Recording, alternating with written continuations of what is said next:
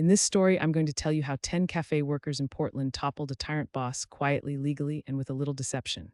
We didn't riot, we didn't leak. We filmed one humiliating outburst, made burner accounts called suppliers, and built a paper trail so tight the landlord had to act. But here's the thing, some of what we did crossed a line. It worked. It almost cost us the cafe. Stay with me, I'll show you the 5 exact moves we used, the moment his face went white, and the single document that forced him to resign. My name is Evelyn Marlowe. I am 34 and I live in Portland, Oregon. I work in a small but busy cafe near the river, a place where regulars remember your order and newcomers learn to love the house roast. I am the kind of person who notices details: the pattern on a chipped mug, the way rain smells off the Willamette, the exact beat of someone's tired footsteps when they come in for a morning coffee. People say I have a calm voice and steady hands, which makes me good at my job and makes the regulars feel like they can lean on me. For 2 years, I built a routine and a quiet pride around that little cafe, learning everyone's quirks: the lawyer who always wanted extra hot water, the artist who preferred almond milk, the old man who read the paper front to back. I arranged pastries like tiny still lifes and memorized the names of plants in the window. The place felt like an organism I could keep steady. Then the owner, Mark, changed everything. Mark was the new kind of boss who thought charm and threats were interchangeable. At first, he seemed harmless, a man with a quick joke and an easy laugh who wore expensive shoes that never seemed to scuff. He called women cute in ways that landed wrong, rearranging compliments into ownership. He began small: a comment about hair tied back too tightly, a joke about night classes one of the baristas took, a wink that made people uncomfortable for weeks after. He called women, joked about anyone who asked for time off, and expected us to cover shifts at a minute's notice without pay. He started showing up late with excuses and then rewrote the schedule so he could take days off he had not earned.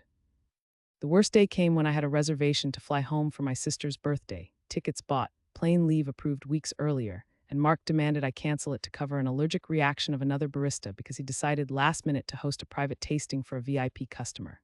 He framed it as a favor to the shop, said I was luckier than most because I'd already seen my family so recently, and smiled like mercy was his alone to grant.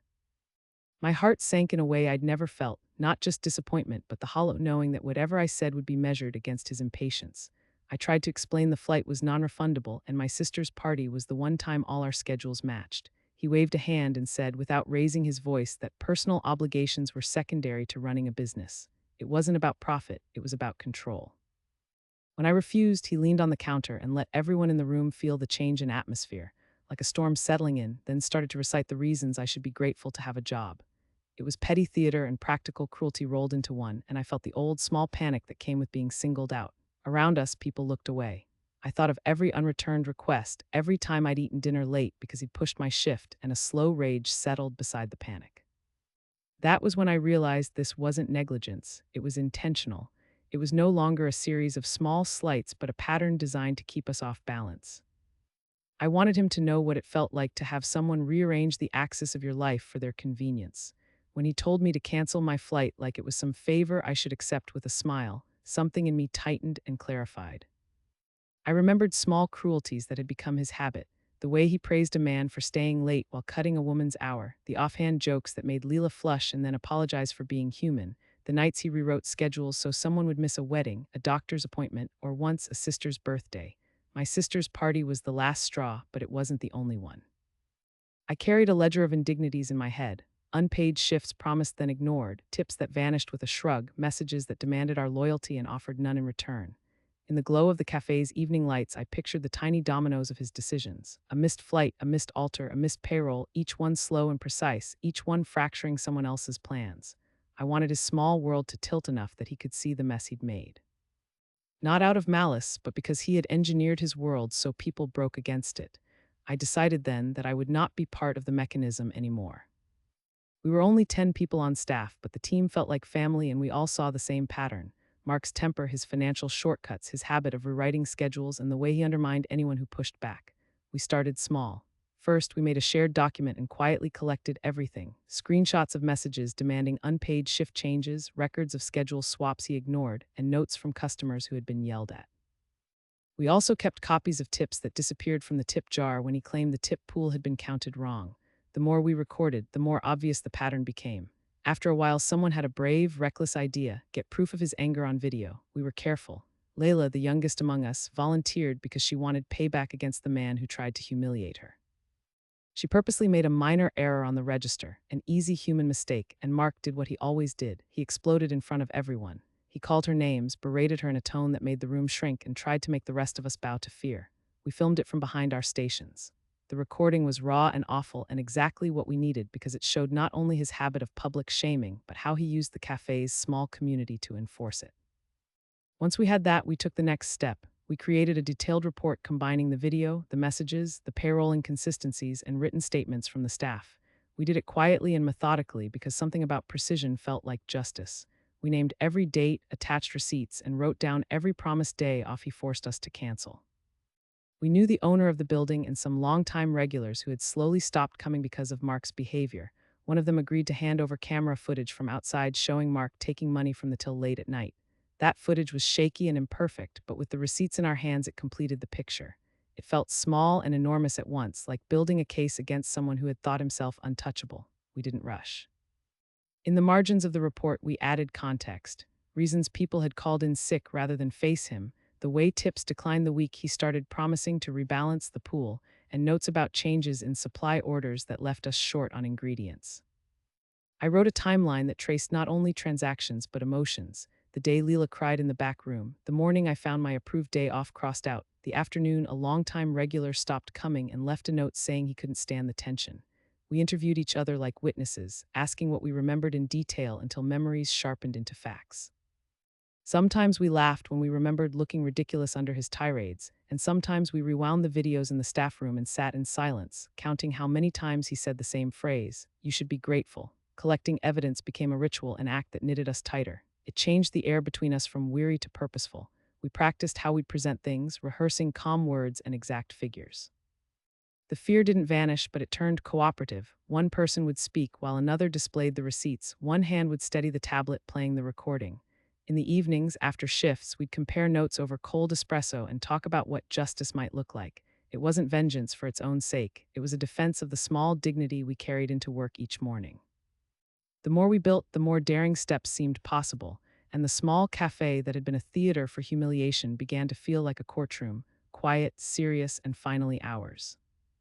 We had a tool in our shop that Mark ignored. The bigger coffee chain across town had a policy that protected employees and held owners legally responsible for theft and abuse. It was not perfect, but it was something we could use. We also found that Mark had been claiming refunds for supplies he had never ordered, and sometimes he voided sales at night and then pocketed cash. At first, we tried to speak up to him directly. I asked for a meeting and showed him the schedule messages, trying to be calm. He smiled like he owned my patience and told me I was ungrateful. I tried HR. There was no formal human resources, only a business association that ran community complaints. They laughed him off and said they couldn't see anything worth investigating without formal paperwork. The landlord shrugged when I mentioned it and suggested we work it out among ourselves. A neighbor cafe owner warned me that making a scene could ruin our lease. None of that stopped us. We dug deeper. We traced invoices, matched supplier phone numbers, and cataloged every strange refund. Leela sat with me late, cross-referencing emails while the rest of the staff pretended to clean and listened from the back room. We found entries for bulk milk and pastry boxes that never arrived and credit notes issued to vendors who said they'd never billed Mark. One night I stayed after closing and watched old security clips we'd begged from a regular who mowed lawns for the landlord. The footage showed Mark alone at the register after hours, eyes darting to the camera, voiding transactions with an impatient thumb. Each small piece felt like a sharp stone we could drop into a quiet lake and watch the surface change. When we finally confronted him again, it was different. We were no longer pleading, we were precise. I handed him a printed ledger of inconsistencies and the supplier confirmations, and Leela opened her phone and pressed play on the video. He went from bored to small to furious, but somewhere in that anger, he made the same mistake he always did. He tried to intimidate us in front of customers. That time it didn't work. A regular, Mrs. Klein, who had once handed me a scarf when I forgot my gloves, stood up and asked if he had an explanation for the voided sales. The room stiffened. Mark attempted a joke and missed. His defenses were paper-thin when stacked against dates, receipts, and 3 staff statements. We didn't bank on any one authority to save us. We relied on pattern and persistence. With the chain's policy in our pocket, the collected evidence became a narrative. Here is what happened. Here are the dates. Here are witnesses and financial proof.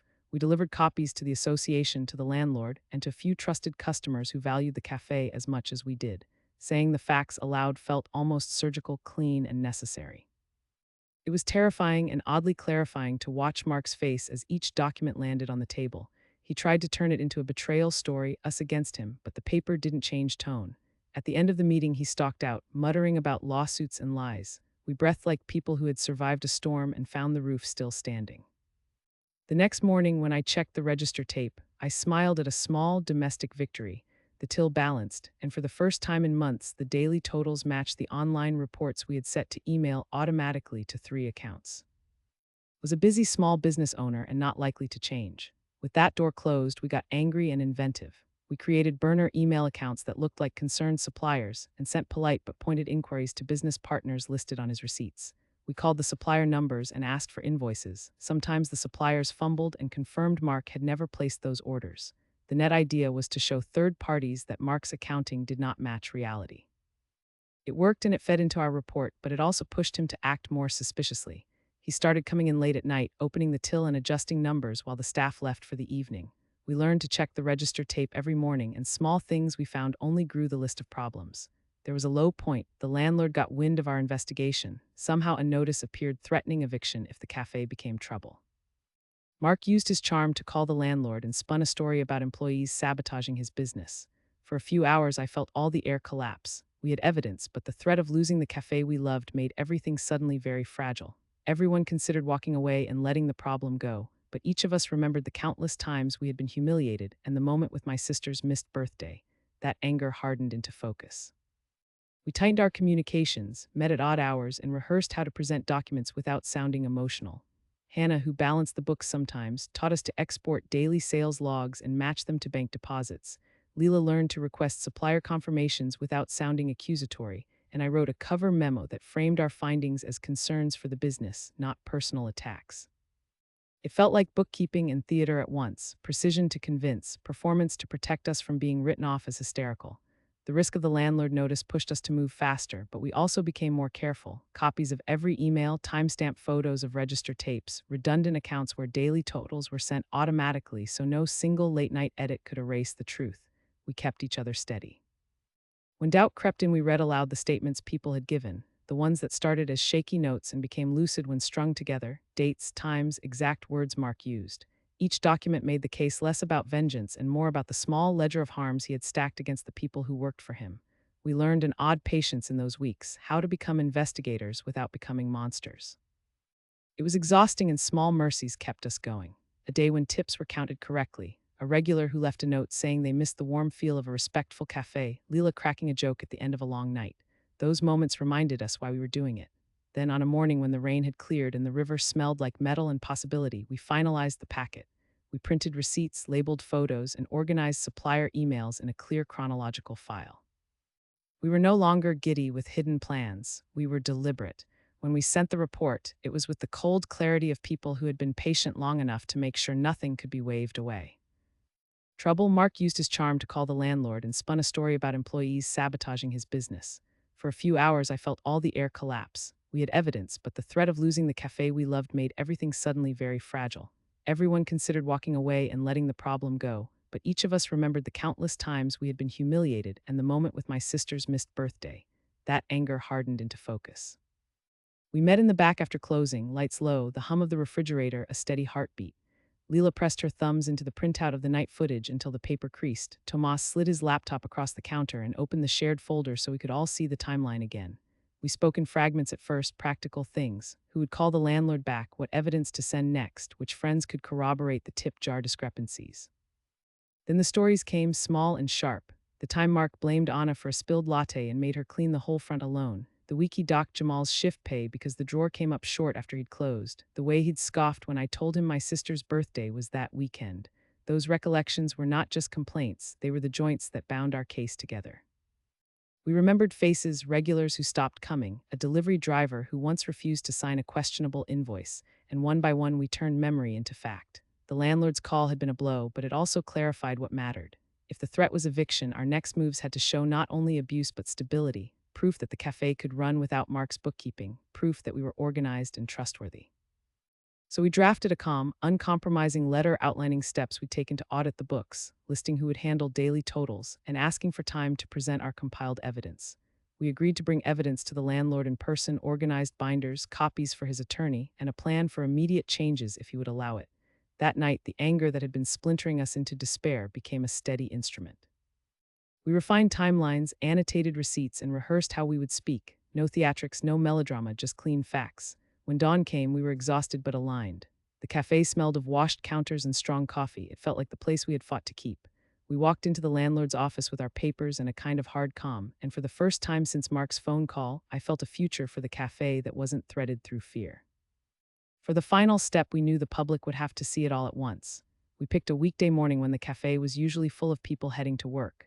We created a clear, fact-based email and attached the compiled report, with the video, the supplier confirmations, the register records, and the written testimonies. The subject line was neutral and professional, so people would open it without thinking it was gossip. Notice of serious concerns regarding business practices. Inside, the first page listed dates and facts in tight bullet points, then a short cover note from us that explained calmly who we were and why we were sending this. We included a timestamped index so anyone could jump straight to the proof they wanted to verify. Leela typed the closing line with a steadier hand than I expected, a simple request for an independent review and immediate mediation. We did not call names beyond the factual owner title. We wanted credibility, not spectacle. By 9:15, the messages were queued. We sent copies to the landlord, the small business bureau, several regular customers who had offered to help, and the corporate office of the chain whose policies Mark had ignored. Then we sat in the back of the cafe and waited, palms pressed together like people about to pray. There was a strange, electric hush, an anticipatory patience that felt like standing at the edge of something both terrible and necessary. We kept our voices low and pretended to wipe counters, watching patrons' faces as the inboxes began to ping.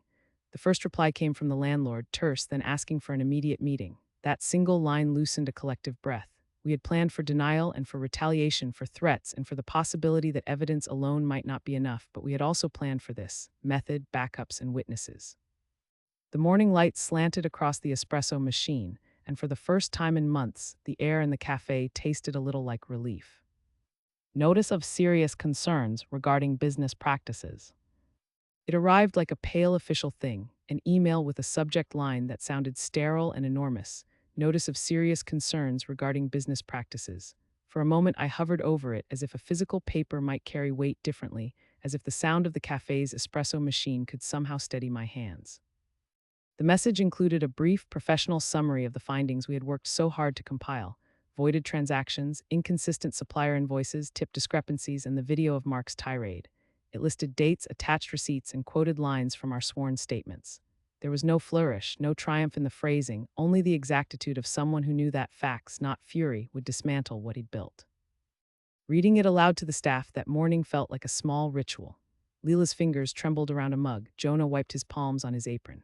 The landlord's name was underlined in the list of recipients, and the corporate contact from the chain that oversaw policies about owner misconduct had a calm, bureaucratic signature. We had crafted the document to be undeniable. Dates matched tape receipts, supplier confirmations were attached, and the filming of the public humiliation was time-stamped. I thought of how we had stayed late that week to comb through every register tape, how someone had sat on a cracked stool in the back room and cross-checked messages at 2 in the morning. The notice was the distillation of that work. There was a thin, delicious hush when we hit send. It felt like dropping a stone into a still pond. You couldn't imagine the ripples, and yet you knew they would reach every shore. For a while afterward, we returned to the small tasks of the day, pulling shots, counting tips, sweeping crumbs, because there was nothing useful about watching an inbox. Behind those motions, though, was a new tightness, relief threaded with fear. We had done what we set out to do, but consequences were not ours to command. The notice was not verdict or punishment. It was a summons for an account. That knowledge sat heavy and oddly light at once. When the landlord stepped through the door later that afternoon holding a printed copy, his face was not triumphant so much as stunned at the clarity of paper stacked in front of him. Mark was on his way in, or so we thought, his car idling outside like an impotent thunderhead, but the notice made something change in the way the day unfolded. The cafe kept humming because customers still sought their familiar solace in coffee, but the sound carried a different meaning. We were now a place that had stood up and would not fold. The notice read, "Serious concerns." It named a pattern, and in naming it, it unmade a silence that had let one man think he could erase other people's lives with a few careless acts. Send it to the business association in town, the landlord, a local small business bureau, and to a few customers we knew who were regulars and who cared enough to help. We also sent it to the small chain that had policies about workplace conduct. We did not choose humiliation for its own sake. We chose clarity. The reaction was immediate. People replied asking for meetings. The landlord came down with a stack of papers and asked Mark to explain himself. He had no real explanation. The Small Business Bureau opened an investigation, and the chain that had a policy against owner misconduct said they would review the evidence and advise on next steps. Mark tried to spin the story in the staff room, yelling and accusing us of betrayal, but the landlord had already seen our evidence and asked him to explain the voided sales and the strange supplier invoices. Mark's face when the landlord handed him the first printed receipt and the supplier confirmation was something I replay in my head, a color draining from his face like old paint. He lashed out, threatened to sue, and then the landlord told him to stop coming in until the investigation was complete. For the first time, we saw our cafe breathe again. She hugged me and said, "You did the right thing." Her voice was steady but small, like someone threading a fragile bead back onto a broken necklace.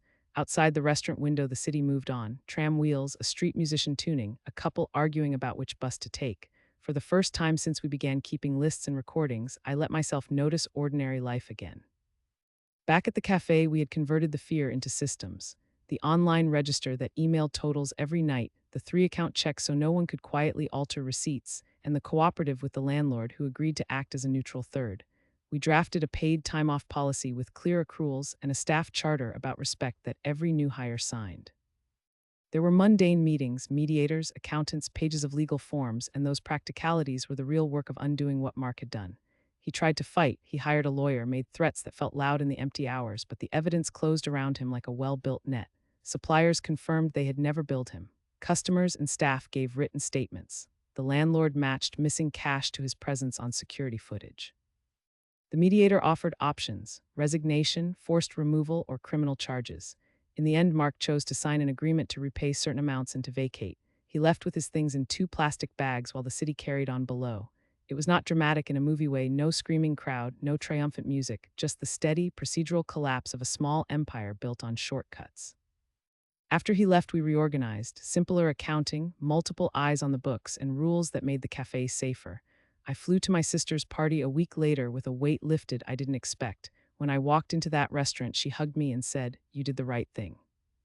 I heard my mother's voice in my head, "Are you proud of you?" like a ledger counting debts and credits. The question landed softer than a verdict and harder than any gavel. I was 34, hands still smelling of espresso and lemon oil, and the cafe around me felt like a place stitched back together. In the weeks after Mark left, I found myself replaying small moments. The way he tapped his pen when lying, Leela's exact tremor before she hit record, the landlord's startled silence when shown receipts. Each memory stacked into an accounting I could measure. I thought revenge would burn bright and quick. Instead, it had been slow, patient, meticulous, like waiting for crema to settle on a fresh cup. Sometimes at closing, I would wander the empty space and run fingers along the counter where Mark once stood. I thought about the compromise we had made, fabricating questions to suppliers and spinning careful lies to pull at threads, and whether that counted as clean justice. We had bent the truth in small ways to reveal a larger one: patterns of theft and humiliation. My mother's question persisted, not to shame, but to prod.